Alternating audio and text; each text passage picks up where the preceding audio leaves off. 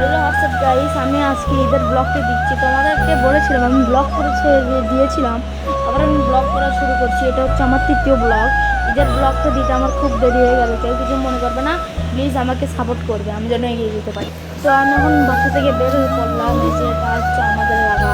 এখন আমি যাচ্ছি, এখন আমার ভাই আর আমার কাছে, ওই জন্য আমি এখানে দাঁড়িয়ে আছি।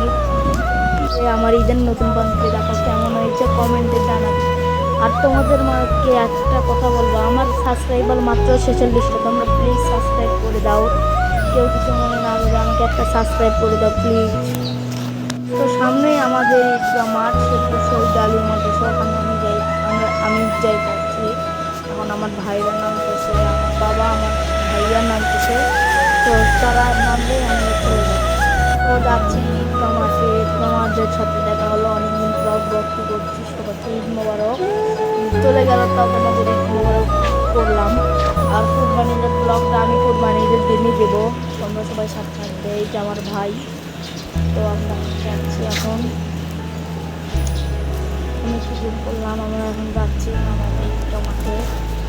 আমার সবাই ব্লগ ঈদগাহ মাঠে চলে এসেছে। এখন সবাই কথা বলছে, এখন ছেলেদের ব্লগটি দেখতে তোমরা সবাই প্লিজ সাপোর্ট করো গাইস। তো প্রথম ব্লগ করছি, এই জন্য আমার কলাটা আটকে যাচ্ছে, এই জন্য তোমরা সবাই লাইক করবে প্লিজ গাইস। ব্লগটি